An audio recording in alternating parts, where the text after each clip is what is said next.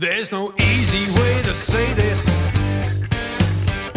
Guess I'll say it to you. Hello, everyone. Thanks for tuning in to Thundersmiths Drumspiration, and I'm here with a good friend, Mike Heaton of Embrace and Code Drumheads. How you doing, Mike?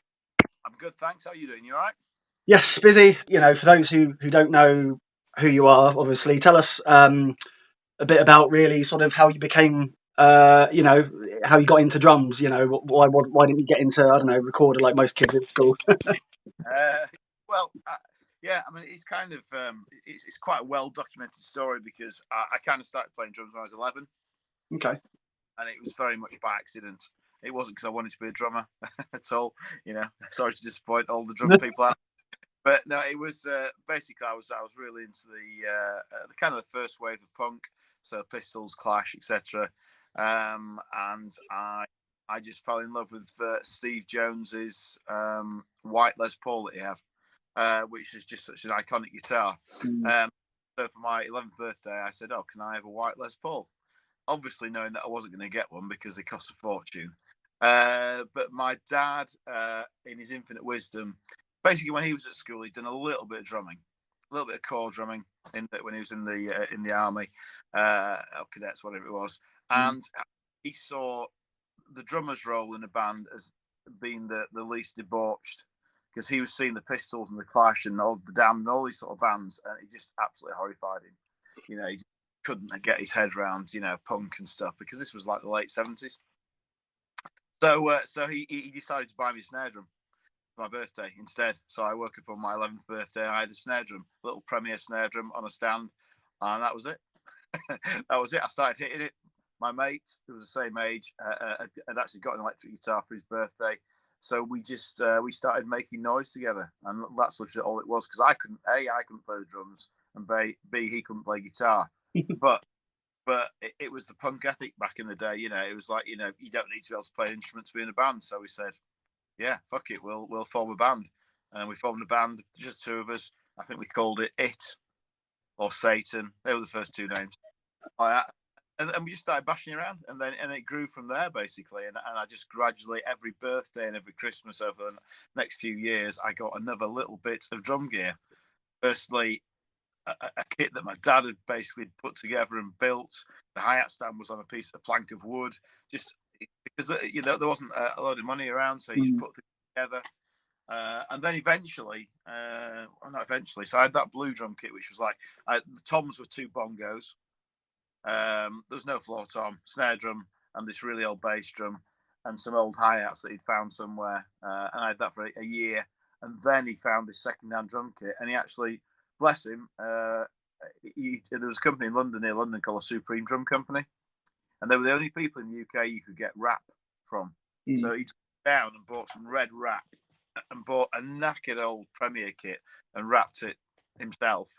And that was my first sort of proper-ish drum kit. And bizarrely, a few months ago, I was in the garage. I'm back now. My studio's in the house that I grew up in.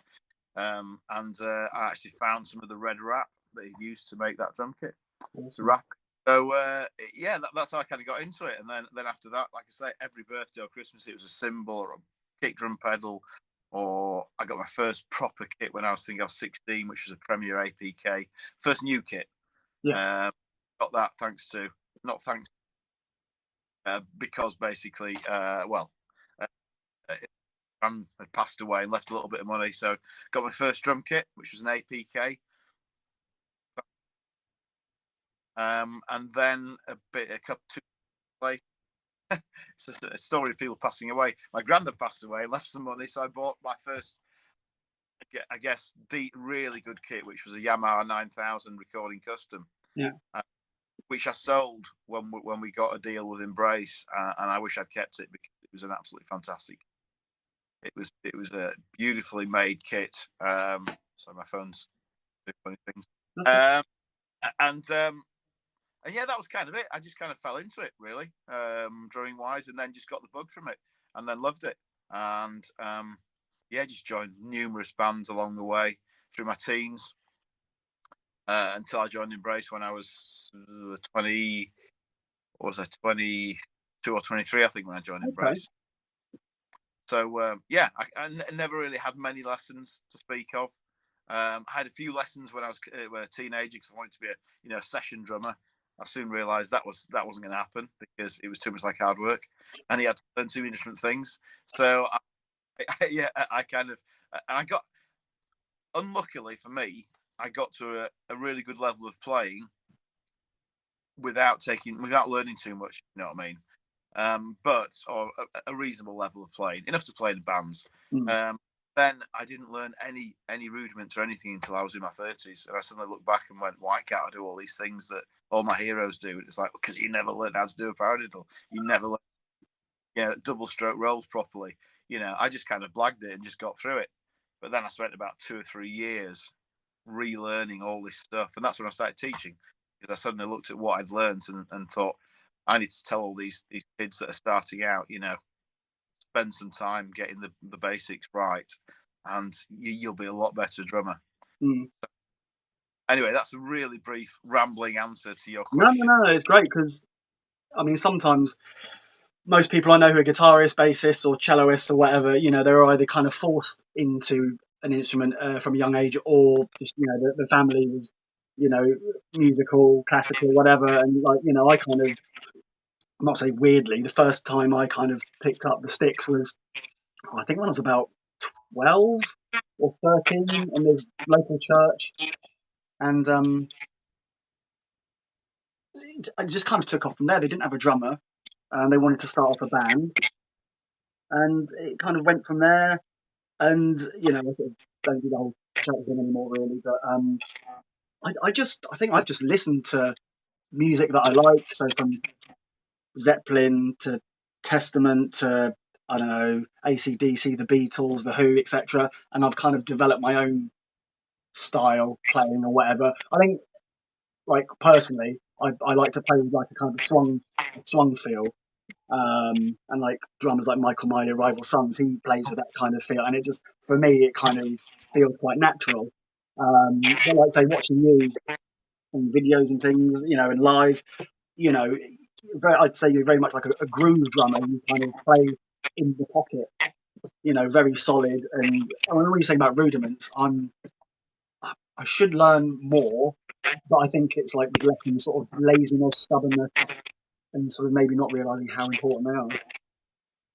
Yeah, I mean, it's not the be all and end all, and I think you generally you pick them up as you go along. But yeah, I think my drumming is, as you say, it's very much I'm very much a band musician.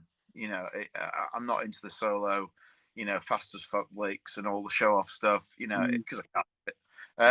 But it doesn't suit the band. I mean, I've been like I said, I joined Embrace when I was 22. 23, I think it must have been, because I've been in the band 31 years now, 30 years. And it's, it's kind of, when we first started out, we were kind of like goth, quite sort of... new wavy, almost? You what, sorry? Sort of new wave, almost, in some bits? No, it was kind of, it was more gothy. We didn't realise, because none of us liked goth music, and we didn't realise until about 2 years in, we did a gig at Roundhay Park in Leeds, and it was a part of a festival, and we got a review, basically, and the review came in saying that we were a goth band, and we're like, fuck, we're not goth. But then we listened back to what we'd done, and we went, yeah, okay, maybe we are. And that's when we basically we shut the band down for a year, went away, wrote for a full year, and then came back with what became the Embrace sound, basically. So we were very different to how we were signed when we started. We were very, very different. And the drum side of things simplified a lot. It took me quite a while to get used to that, because before Embrace, I was in a band called Big Spread that were like the Chili Peppers with Elvis on vocals. It was kind of really cool, but it was quite funky and quite complex, some of the stuff. When we actually formulated the Embrace sound, if you like, it meant my drumming had to really be pared back to do your basic 8-stroke grooves with a few little offbeats and stuff.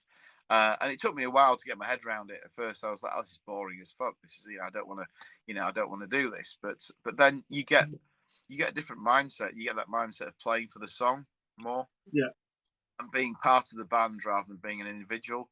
And when you get that in your head, and then you look at people like Ringo, and drummers like that who basically just play for the music, but are incredible musicians as well.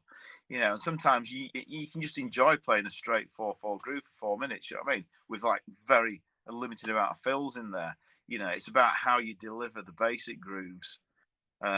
Because when you're young, you try and put everything in, don't you? You mean everything, try and put it into a song, and you've got to sit back and go, okay, well, how do I deliver what's going to work for this song, in such a way that it supports the band, and I get something out of it as well. And I kind of learned how to do that, and now I love the style that we have. Sometimes we have the odd song that is a bit crazy. Particularly when Rick, our guitarist, might have come up with some drum ideas and put it together out of 2 or 3 sections. Sometimes he'd record the kick and snare. He's not a drummer, but he'd record the kick and snare, then he'd record some hi-hat idea, and then he might record some toms over the top of it, and then say, "What do you think of this idea?" I'm like, "Well, it's great, but I've only got 2 arms and 2 legs." So I've had to work out ways of playing these grooves, some of these grooves, which has been a great challenge. So we do have stuff that's a bit more complex.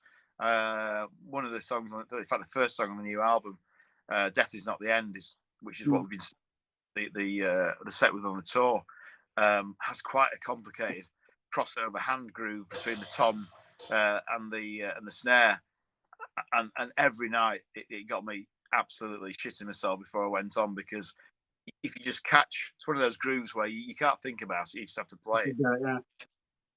If I catch the sticks going from side to side, I'm just lost. You know what I mean? It's very hard to get back into the groove. But it's fun. It's a challenge, and it works out fine. And no one noticed the mistakes, which is great. Yeah, so you only notice the mistakes. You and the other guys in the band, the audience don't notice. Yeah, you only get a small number of drummers that might be watching, that might pick up on it and say, "Oh, what happened there?" But yeah, generally, even the rest of the band don't even notice a lot of the time, because they're so to me, they feel like big mistakes, but to everyone else, like they got in a fraction of a second. You know what I mean? So, but yeah, definitely, my playing is definitely more a band player than an individual player, for sure. I think that definitely takes a lot of discipline and maturity. So I was watching a podcast that Tommy Clufetos did, and he's obviously played with Sabbath and Fozzy and whatnot. And he basically said, look, what you want to be is you want to be a drummer at the back. You don't want the guys at the front being sort of anxious about, oh, what's he going to do next? You kind of, like you said, drum for the song. You've got to provide, with the bass player, so like a rhythmic service that complements what everyone else is doing. And if the band are always worried about what you're going to do next, it just it doesn't work. And the whole thing, less is more is, I think, is true. And also with the whole maturity thing, I listen to the voicing of the guitar, the bass, or the banjo, pedal steel, or whatever, and obviously the kind of pattern that the vocals are doing, and you kind of, apart from the bass, you kind of find other ways to lock in with the music, and effectively that's what you got to do. You got to lock in with the song. And like I said, there are bands out there who are great musicians, but it is kind of like a show-off party kind of thing. And like I said, you can tell they're kind of like for individuals as opposed to like a band. And the whole musician thing, like, I think there is definitely a transition with the maturity about being an individual who can play an instrument well, but there's a big difference to someone who can play an instrument well and be a musician. Because with being a musician, there's so many, as I said, disciplines and things like that. And I think it is difficult to do. And like, so when you're a young drummer or whatever, you want to play things really fast, really loud, really quick. And it does take time to kind of mature and realize kind of, the dynamics of everything else around you, not just the drums, Yeah, It's difficult. you are, as I say to a lot of my students, you're the foundation of the band. If the foundation isn't right, then nothing will make the rest of it sound great. I've seen bands before with amazing guitarists, incredible guitarists. Bass players and drummers are terrible. They're never going to sound good in that context. Whereas you get the bass and drums locking together, and you've got that solid foundation straight away. The band sounds bigger, and then the people, guitarists and such can play over the top of that, but you've got to have that solid foundation. What I kind of want to talk about is your drumming when you started to now, like the current day, and even kind of like the first couple of Embrace albums. How would you say your drumming's changed? Has it changed? Like, have you learned things now that you sort of maybe didn't learn before? I think just going back to what we were talking about before, it's just been a progression. When I first started listening to music, it was pretty simple punk stuff, and then I got into metal, went through like the whole hair metal thing in the 80s, and listening to all those kind of bands, wanting to be, in Bon Jovi and Poison and all that sort of stuff, trying to imitate the play, Guns N' Roses particularly. And that sort of big solid sound, and that's where I came through. Played in a couple of metal bands. Didn't really dig it though. Wasn't my scene really. But then when I joined Embrace, well, as I say before Embrace, I was in a band called Big Spread, who were really cool, great band, French singer, and he was like Elvis with the acoustic guitar and stuff, and this female bass player she was incredible. Great guitarist as well, but also, like we were saying, they knew how to, even with quite complex songs, the parts weren't too, they just worked together basically. And it was a real shame because our singer got deported because he wasn't in the UK legally. So that finished, and then I was going after for Embrace, times we never know. And joined, and it's completely different than anything I played before. The two brothers who sort of formed the band, they were more into their indie, sort of Echo and the Bunnymen, Ride, REM, who I liked as well, but quite a lot of music that I wasn't particularly into, The Cure, stuff like that. So it kind of, and that's probably where the Goth element came from, the liking of The Cure. So it's a different style, and I think I've learned a lot about studio, how to record in the studio. Obviously, we've done a lot of recording over the years, and learning how to play to a click is probably one of the biggest things to overcome. And that's why I do a lot of teaching my students what happens if you go in the studio and you've got to play to this horrible click track, and getting to the point where the click track is your friend rather than your enemy. That's the key to it. And realizing that you can play around a certain amount to a click, you can push and pull a little bit. You've got to be careful where you push and pull, because obviously wherever you go, you've got to come back to it. And particularly with our live show, we're Embrace now, because we recorded so many extra parts. We're known for this big anthemic sound, and a lot of that involves layering multiple keyboard parts, guitar parts, orchestras, everything else. And so we've taken a lot of that and added that to the live sound, in terms of backing tracks that augment the five of us on stage. So probably for about 90% of the set now, I'm playing to a click, and it's a click. It's a track that runs the whole way through the song. So you literally cannot be out by you lose an eighth note, then the sound of the song's screwed. So you get in that mentality. You've got to learn to absolutely know where you are and not deviate from that, but putting your own feel into it as well. It's funny. A few years ago, we had a sport band called 4 Day Hombre that supported us, and it was the first tour that we really used backing tracks for most of the tracks. Technology was there. This is going back to like 2000. No, after that, 2004. And it was quite good. It was a lovely compliment, because at the end of the tour, I was chatting to their drummer, and he was saying, "That's great sound. It's so tight. You're always tight on stage." And I told him that I played to clicks, for the vast majority of it. It was like, I never ever thought that you were doing that. It's like it felt like you moved together as a band. And he said, I never realised as a drummer, I didn't realise. And in his head, it was kind of like, well, if you're playing to clicks all the way through, it's going to be too rigid. you're going to lose the feel and the emotion of the track. And he said, you didn't. And I said, well, that's because, for me, having a click playing, the way I view it is if you're playing to a click live, in my head, that's one less job I have to worry about.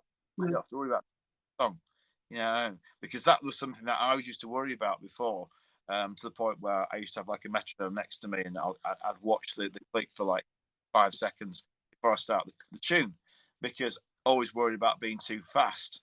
And it also used to wind me up when I go and see my favourite bands live sometimes, and they do live versions of the songs that were massively faster and didn't have the same feel that I expected to go and see. So learning to play to a click was a big thing for me, and it's something that I definitely try to pass on to students as early as possible, because the more you play to a click, the more your inbuilt clock develops, and the more your timing improves when the click's not there. You know what I mean? You know what I mean? So you've got a good inbuilt metronome that you've kind of built up, just like you get muscle memory from any part of drumming. I think it works with that as well. So that's probably the biggest thing, learning how to play to a click. And nowadays, if a click, because I do it so often, it's just second nature. And when I first started doing it, I used to make these sort of complex, or try making these complex rhythmical percussion, clicks to play to. And I soon found it was a ball ache to do it, and it's a lot easier just to have a really simple click that's in your ear, because the more cutting, the quieter you can have it, and you also learn to play with a click, to get the level of the click right, because that's what a lot of young bands struggle with. That in the recording, you're saying, "Can you turn the click up?" You turn it up. I'm like, just be careful, because your ears are sensitive things, and you don't want to get to that point where all you can hear is that click. Ideally, you want to get to the point where your click is almost disappearing. Then it means you're playing bang on top of the click. That's it. You can hear the click. You kind of know that you're deviating from it. But anyway, that's stuff like that, and playing for the song like we talked about before. They're the things that you learn, with age.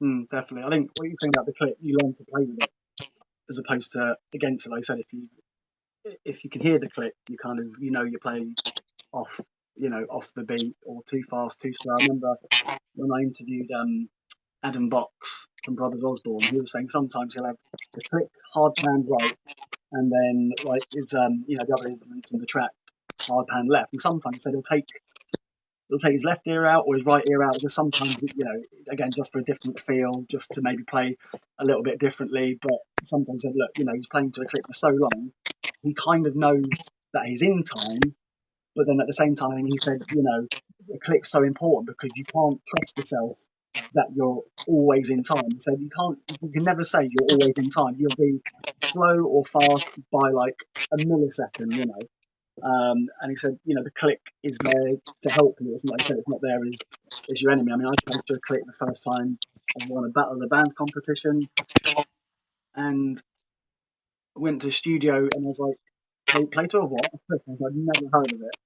And once we played to it, heard the track with the click and then heard it without, I thought, with the click sounds so much better. But I also, I guess, if you've got backing tracks and things being triggered, the click will serve that kind of sort of music. Like, I guess, say what I do in the Outlaws, it's kind of very loose and free, sort of outlaw country, and it's sort of a click. We don't think it would necessarily add anything yet, obviously, to make it tighter, but just kind of, there's lots of like natural push and pull, and like I said, just it depends on what music you're doing. I guess if you're doing like electronica, like Depeche Mode or Nine Inch Nails, they're probably they're playing to a click. Well, to me, it's if I would only use the click if I needed it, and the reason we need it is because we've got extra instruments that we want people here to create the sound that we produce.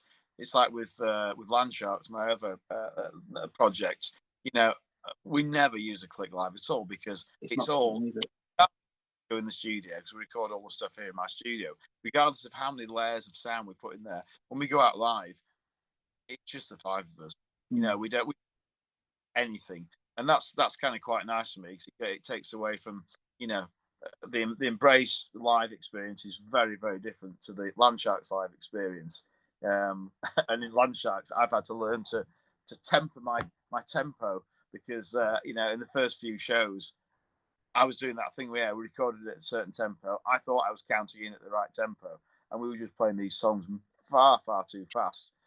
They were losing their energy, and Sam pointed out, it's like, you know, you might need to slow these down a little bit live. But that's a completely different thing. You know, that's just five guys switching on, turning up, and just going for it. You know, that's kind of, whereas, you know, Embrace is I guess, yeah. I mean, if you looked at the indie world, and probably picked, you know, the top 100 bands, most of them would be using some sort of clicks, some sort of, you know, backing to try and boost their sound on stage. It's just the way of the world. It's the way it is. You know, we can do it, so we do. Yeah, no, I agree. Some, like I said, some bands you don't realise they're doing it, and that's kind of like I said, your earlier example. That's like a massive compliment. You know, you can play with the click, but still have that feel and emotion. Yeah, it's good. And you know, like I say, we didn't do it for the first sort of 5 or 6 years of our career. We were just, you know, just very much just us. But it's great to see bands like that. I went down to see Iron Maiden down in Barcelona the other month, and watching them just play, because they never use clicks for recording or anything. Everything's live. You know, incredible musicians. You know, they've been doing it so long. They're just so locked in.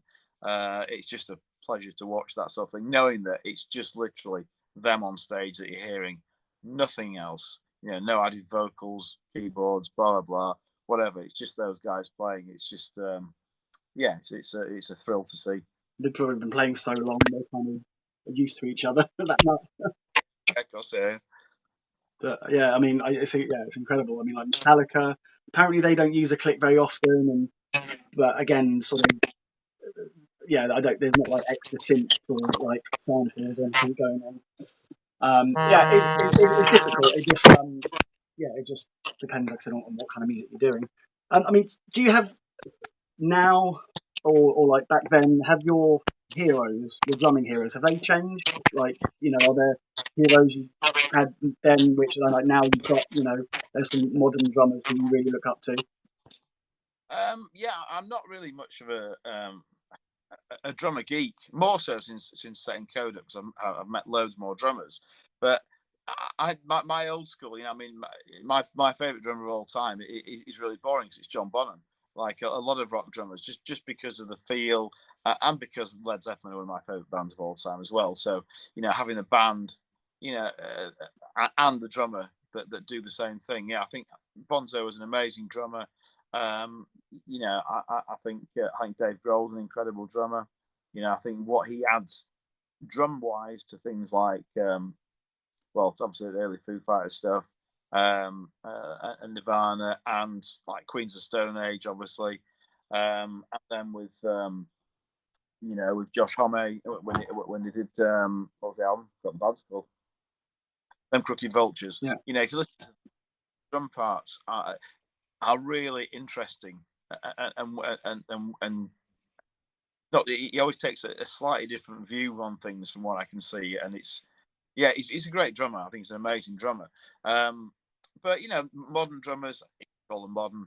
You know, my Benny Greb, I absolutely love. I think his style is superb. I'm not really into the Thomas Lang sort of machine type drumming. You know, all of really fast drumming. It's not my thing, really.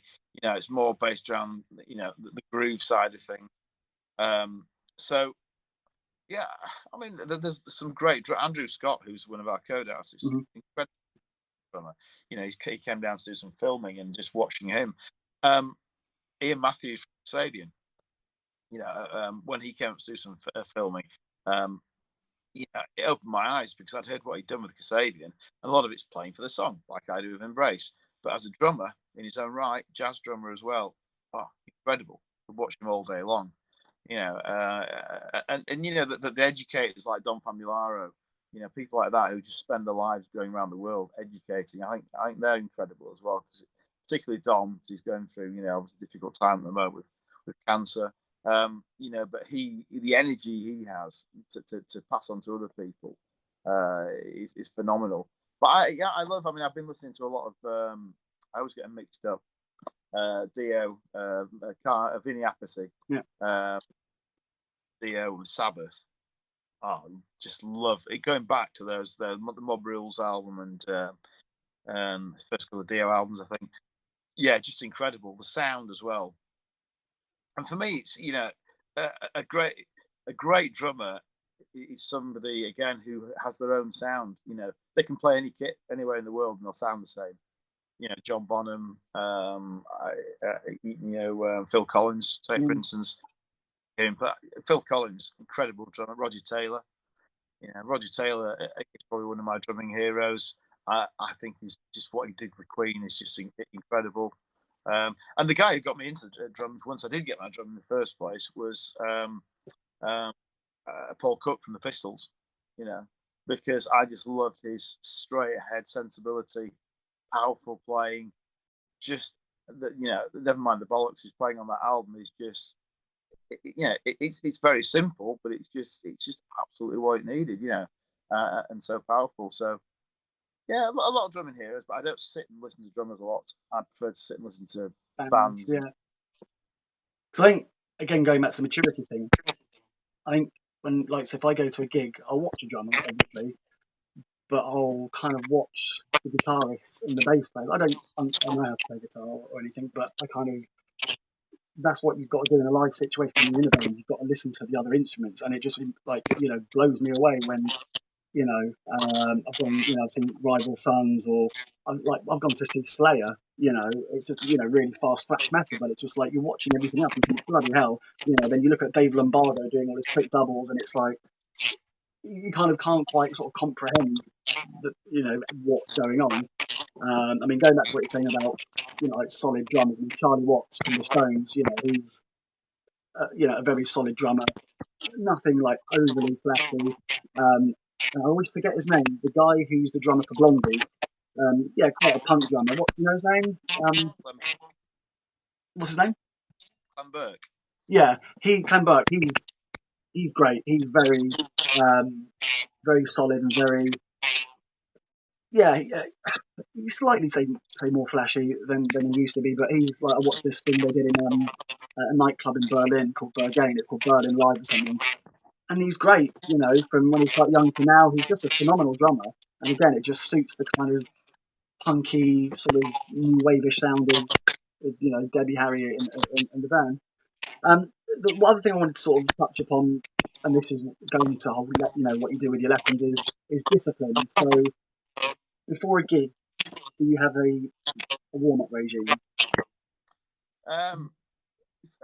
For a while, we used to take electronic kit out with us, and we'd set up in a room and we'd all play together a bit. But then we got bored of that. So I generally just spend like 20 minutes, not enough time really, 20 minutes to half an hour before the show, just playing rudiments really, just sitting playing. I've got a bunch of little little riffs, if you like, that I use. Like your two paradiddle diddles and a paradiddle to switch. Yeah, just all those types of things, just to get my hands moving and my feet. I'll just literally sit. It's one exercise that I do literally, and it's just like it's your right, left, kick, but with your 2 feet, so you're getting that right, left on your hands, right, left on your feet. I'm just sitting, just doing that to get everything moving, and that's kind of it nowadays. I should play more, and I should warm up more, and I should practice more, but I don't because I'm busy doing other things as well. I mean, luckily I've got the studio in my house, so basically I can kind of, this is where I teach as well. So I've got kind of there's 2 kits. There's an old 74 26-inch bass drum, insane, and this is just I'm only 4-piece guy, but it's all kind of mic'd up for for pro. It's all fully mic'd for recording, so I can just come in and sort of play whenever I want. So often I might just get the urge at whatever midnight, just go down, do a bit of playing or whatever. and luckily, because I soundproofed it properly, I can kind of get away with doing all that sort of Yeah. stuff. So it's nice to have that, but I understand young drummers coming up. It's very difficult because, you know what I mean. You've got drums are loud. I mean, they're loud. So as a kid growing up in this house, my drum kit lived in my parents' bedroom for the first 5 years, bizarrely, because that was the big. Uh, my dad said, "Well, you can practice for an hour a night, and I'll just tell the neighbours to sod off, you know, you know, because it's not that bad, and you do it because you enjoy doing it." So I was very lucky growing up, to be able to just kind of play quite a lot. But yeah, like every drummer, well, not like every drummer, but I should practice more.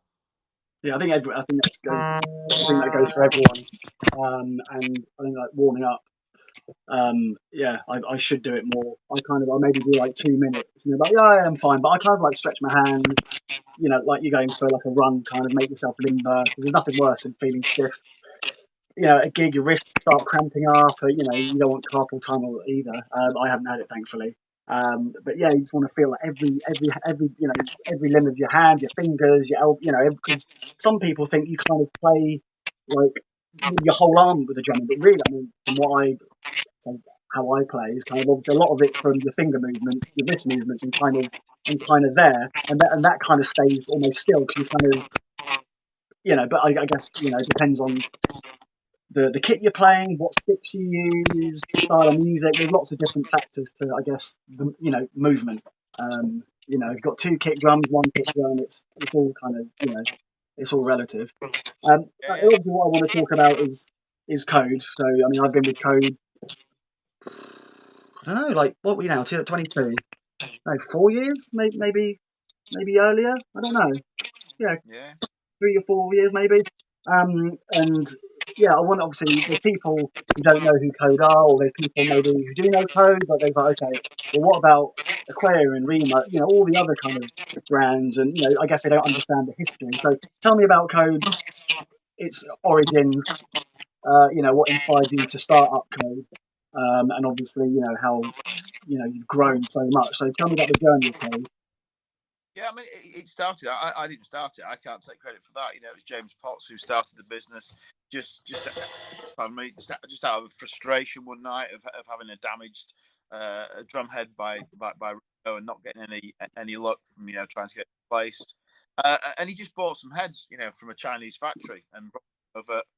No logo, no nothing, not very good quality, but started selling them, and people bought them. So he bought some more, and then he thought, "Oh, better think of a name for the company," and he came up with Code. And then he found a better factory. Asked me if I'd try some of the heads because he was a big fan of Embrace. I tried the heads. I said, "Yeah, these are okay." And at the time, I'd just come out of another business that I was in, which was a bar. We had a real ale, pubs basically. I'd been bought out, so I said, "Look, I'm looking for something to get involved in. I've always wanted to be involved with some part of a drum kit because even though I'm not, I don't sit and practice all the time. I love drums. I've always loved them since I was 11 and started. The look of them and everything else. So I joined the company, put a bit of money into it, and then we went about making it into a brand rather than just reselling. Straight away we started looking into factories. We went over to China to a massive trade fair called Music China. Met all the different manufacturers of heads in the Far East.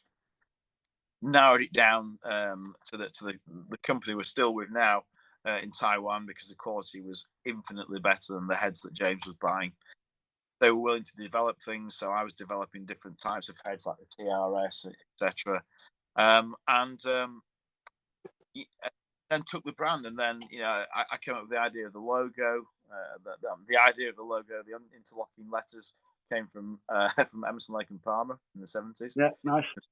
The LP logo, and I saw that and thought, I bet we can do something like that. So I came up with that. Then obviously started shooting the videos and just put it together and did it properly. So about 5 years ago, I think we probably got to the stage where we were kind of fully formed. on the quality of the heads maybe 4 or 5 years ago, and then it was designing all the packaging. So for the past probably, I mean, COVID's taken a knock out of everyone, but probably past 3 years, we've pretty much had, what I class as a proper brand. We've got good quality heads, we've got good looking packaging, we've got a good website, we've got a good supply. James unfortunately left the business at the end of last year, just through we didn't fall out or anything. It was just his own choice. He wanted to pursue other things, and now I run it with Keith Keogh, who is the CEO of the British Drum Company, and Al Murray. So we're the three partners in Code. Nice. It's going from strength to strength. We've got distribution, obviously in the UK, France, Spain, Italy, Baltics, Benelux, into the States, into South America now, and we're picking up more and more high profile, players to help push the brand. Because the great thing about what we're doing is that there are only 2 other main brands in the world, 3, with Aquarian. So if you said to anybody, a musician or a drummer, who are the drum brands in the world, they would go obviously Remo, obviously Emma Evans, Aquarian, and then you maybe Attack would be mentioned as well. Don't do much at all now. So the great thing about what we're doing is that there aren't that many other brands, but also conversely, the difficult uphill struggle is that everyone knows those brands. So it's trying to break into it.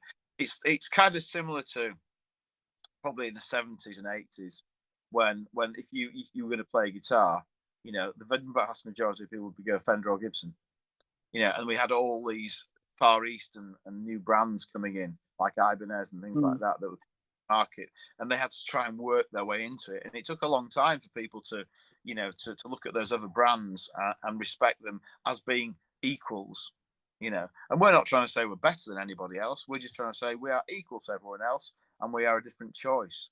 We manufacture our heads differently to the American made heads because we use the crimp method.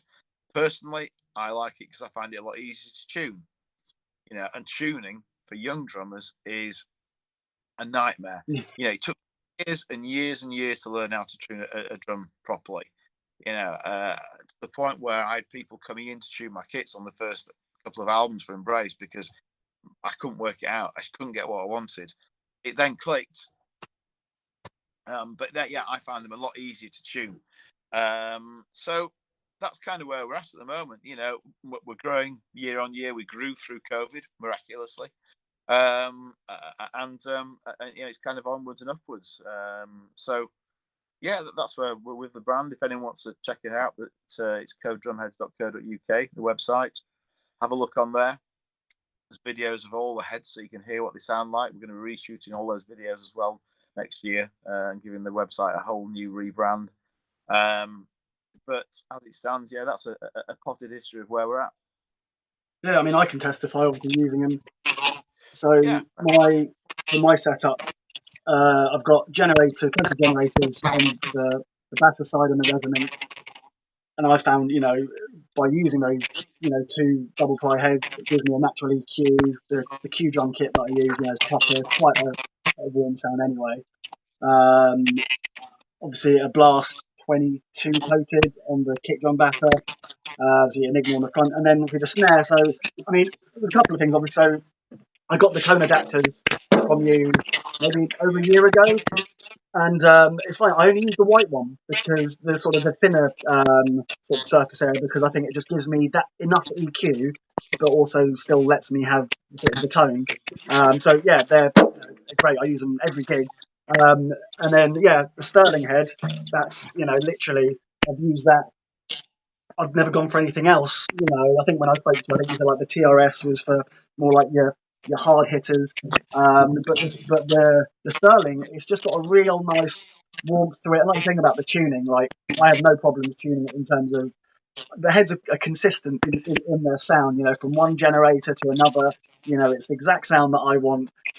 And in terms of tuning, I mean, I think generally you can hear if something's off. Like if someone sings a bum note, tonally you can sort of go, yeah, that's not quite right, or 1 or 2 loves at the top are maybe not quite tightened up enough, and you can generally pick out where it's a bit pitchy.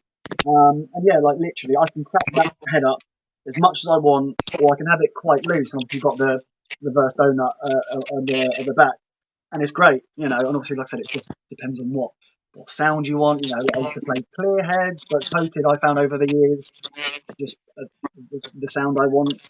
And obviously, as a company, you know, you support your artists, you know, really well, because it's got, you know, any kind of deal, endorsement, whatever you want to call it, you know, it's symbiotic. You know, you obviously want the person playing your brand to grow with you, but at the same time, you know, by that person growing, playing bigger gigs or whatever, you get more exposure on the brand, and then, like I said, the brand grows. You know, you've got some, you know, you've got Phil Beaver from Inglorious, you know, Uriah Heep, you know, you've got loads of great drummers, but then also you've got drummers on, when I say like my level, I mean kind of like grassroots or whatever, you know. So there's you know, a broad spectrum of, you know, pros and semi-pros, and that's really great. You know, it's kind of, I guess there's some companies you'd approach and like they want you to have 1 billion Facebook followers and, you know, or however many Spotify plays.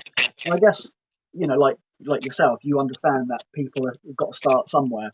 And I guess to grow, people have got to take almost like a risk, I guess, on you as a, you know, as an individual. Because yeah, you're not just buying into the, you know, the band that someone's in, but you're buying in like into the person. I think kind of attitude, I think in music especially, I think is really is really important. You know, the maturity, the attitude, and kind of, yeah, there's a load of different things I think that make a working relationship kind of like tick along.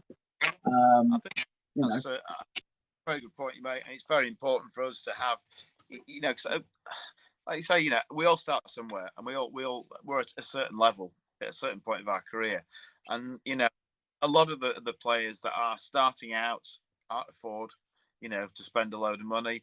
A lot of people can't afford to spend a load of money on gear. So if we can help people out, and they're willing to talk about our products, then it's great. A lot of the you know, a lot of the sort of drummers at your level, and you know, it's difficult to say at your level. yeah, It's I just, know. Yeah, it's just that, you know, but you know, people that aren't touring the world regularly or whatever, you know, it's good. They're the people who will engage with you, and they'll, you know, because you're trying to push yourself as well. You know, a lot of the really well-known drummers don't need to make any effort at all. no. They'll just take stuff for free and use it, and it's fine. It's great. You know, it's good to have those names, and it's important to have those names. But it's equally as important for me to have to get to the people who are just developing in their drumming career, and who are so eager to push themselves and their bands forward. You know, that they'll engage and they'll share things, and they'll post regularly. You know, a lot of the higher profile artists won't do anything for you.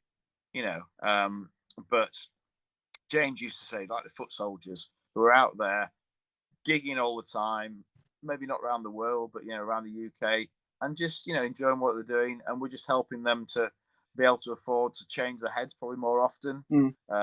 And then they talk about us, so it's growing that reputation, you know, and that's why I think it's really important to have, you know, a broad spectrum of artists working for you. You know, some people say, oh, you know, you'll just sign anyone. It's like, no, I won't sign anybody. You know, I've got to, you know, music, and yeah, you've got to be at a certain level. You know, you can't be just somebody who plays the drum kit, you know, once a week, and does a gig once a month. You know, it's got to be somebody who's out there and active, an active drummer. Mm. But if you're active and you're out there doing it and doing the work, then, you know, we'll talk to anybody. Yeah. You know, I think it's important. I don't think it's a fault. I know there are some companies out there, not ourselves, but other Yeah. companies, drum companies, and people say, oh, they'll just endorse anybody. Mm. They probably won't. You don't always know what's going on within a company, you know, to know what their policies are. But yeah, we're keen to get anyone involved. Like music colleges, it's something I'm working on at the moment. Working with, like, you know, BIM and Waterbear down in Brighton, Yeah. and Roy front the next generation, so that when people do go online to buy the heads, or they do go into a retailer, you know, they'll walk in and their first thing won't be, "Can I have a Remo?" You know, they'll walk in and go, "Oh, have you got Remo Evans. Have you got Code as well? And like choice. So we that. So yeah, I would say to everyone, yeah, if you're interested, check us out. And it's like the hashtag trust your ears. All we say is give us a go. You don't like us, Fair enough, that's fine. yeah. Fair enough. I'm not going to twist anyone's arm to use the brand. Yeah. I'd love to have them.